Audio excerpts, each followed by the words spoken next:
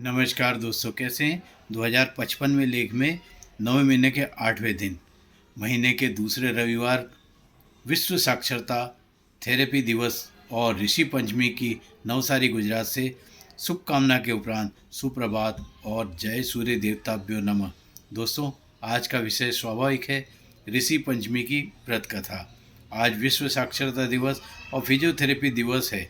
स्वर्गीय माता पिता को साक्षर बनाने के लिए धन्यवाद के उपरांत आज ही महत्वपूर्ण व्रत की इस बेला में आज ऋषि पंचमी भी है। अतः स्वाभाविक रूप से आपका मित्र स्वभाव के अनुसार आज के लेख में ऋषि पंचमी को ही रेखांकित करने का प्रयास कर रहा है। ऋषि पंचमी एक समय की बात है। सतयुग के विदर्भ नगरी में संयोजित नाम के राजा हुआ करते थे। वह ऋषियों के समान ही थे। उन्हीं के राज्य में एक किसान सुमित्र और उसकी पत्नी जयश्री बहुत ही पतिव्रता थी। एक समय वर्षा ऋतु में वह अपनी पत्नी के साथ खेत में काम पे लगे हुए थे, तो उसकी पत्नी रजस्वला हो गई। उसको रजस्वला होने का पता लग गया था, फिर भी वह काम में लगी रही। कुछ समय बाद दोनों स्त्री पुरुष अपनी आयु पूर्ण कर मृत्यु को प्राप्त हुए। जयश्री तो एक कुतिया बनी और सुमित्र स्त्री के संपर्क में आने के कारण बैल की योनि प्राप्त हुई। क्योंकि ऋतु दोष के अतिरिक्त इन दोनों का कोई भी अपराध नहीं था, इसी कारण इन लोगों को अपने पूर्व जन्म की समस्त विवरण याद था। वे दोनों कुतिया और बैल के रूप में कुशीनगर में अपने बेटे सुचित्र के यहाँ रहने लगे। उनका बेटा सुचित्र बहुत ही धर्मात्मा था। अपने अतिथियों का पूर्ण सत्कार करता था। अपने पिता के श्राद्ध वाले दिन उसने अपने घर ब्राह्मणों को भोजन के लिए बुलाया, तरह तरह के पकवान बनाए। जब उसकी स्त्री किसी काम के लिए रसोई से बाहर गई, इतने में वहाँ एक सांप आया और रसोई घर में रखी खीर के अंदर विष वमन कर दिया। कुतिया के रूप में सुचित्र की माँ ने यह सब देख लिया। पुत्र की बहू के आने पर उसने पुत्र को ब्रह्म हत्या से पाप से बचाने के लिए उस खीर के बर्तन को झूठा कर दिया। सुचित्र की पत्नी चंद्रावती ने कुतिया को ऐसा करते देख लिया और उसने चूल्हे में से जलती लकड़ी निकालकर कुतिया को मारकर भगा दिया। उसे लगा कुतिया खीर खा रही थी। बेचारी और कुतिया मार खाकर इधर उधर भागने लगी। सब खाने को बाहर फेंकवा कर उसने बर्तन साफ किए और दोबारा खाना बनाया, ब्राह्मण को खिलाया। रात्रि के समय भूख से व्याकुल होकर वह कुतिया बैल के रूप में रह रहे अपने पूर्व जन्म के पति के पास आकर बोली, स्वामी, आज तो भूख से मैं बहुत व्याकुल हो रही हूँ। वैसे तो मेरा पुत्र रोज खाने को देता है, लेकिन आज उसने मुझे कुछ भी नहीं दिया। सांप के विष वाली खीर को अनेकों ब्रह्म हत्या के पाप से छुटकारा हेतु उसे न खाने योग्य मुंह लगाकर कर दिया था।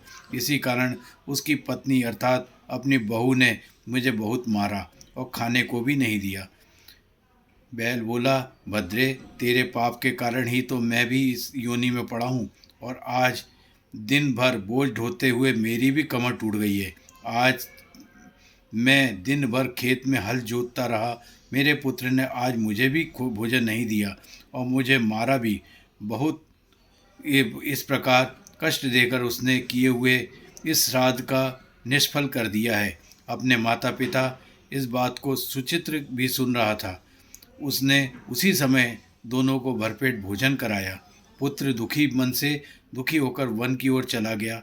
वन में आकर उसने ऋषियों से पूछा कि मेरे माता पिता किन कर्मों के कारण इस नीच योनि में प्राप्त हुए और किस प्रकार उनको छुटकारा मिल सकता है। तब सर्वात्मा ऋषि बोले, तुम उनकी मुक्ति के लिए पत्नी सहित ऋषि पंचमी का व्रत का धारण करो और उसका फल अपने माता पिता को अर्पण कर देना। भाद्र महीने के शुक्ल पंचमी को मोक्ष शुद्धि हेतु नदी के पवित्र जल से स्नान करना, नए रेशमी कपड़े पहनना, अरुंधति सहित सप्त ऋषियों का पूजन करना।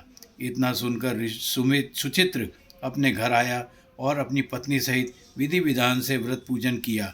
उसके पुण्य फल को माता पिता को अर्पित करने से माता पिता पशु योनि से छुटकारा मिल गया। इस दिन सप्त ऋषि की पूजा की जाती है। वह सप्त ऋषि है कश्यप, अत्रि, भरद्वाज, वशिष्ठ, गौतम, जमदग्नि और विश्वामित्र। इन दिनों गंगा स्नान करने से सभी पापों से मुक्ति मिलती है। इस दिन ब्राह्मण को दान देना चाहिए। इस दिन मात्र समा चावल और दही खाना चाहिए। हल से जूते और नमक खाने की मनाही रहती है। इस दिन सुबह जल्दी उठकर स्नान करें, स्वच्छ कपड़े पहने, पूजा स्थल पर गोबर से लेपन करें, चौक बनाकर पूजा विधि विधान से की जाती है। रविवार विश्व साक्षरता थेरेपी दिवस के साथ साथ ऋषि पंचमी की शुभकामना के साथ कहना है कि जो भी श्रद्धापूर्वक ऋषि सब पंचमी का व्रत करते हैं वह समस्त सांसारिक सुखों को भोग कर वैकुंठ को जाते हैं। समस्त सप्तऋषि से प्रार्थना है, हम सब पर कृपा दृष्टि बनाए रखना। सप्तऋषि के आशीर्वाद प्राप्त सभी स्नेही को नमन, वंदन, अभिनंदन एवं जय सूर्य देवताभ्यो नमः के उपरांत नमस्कार।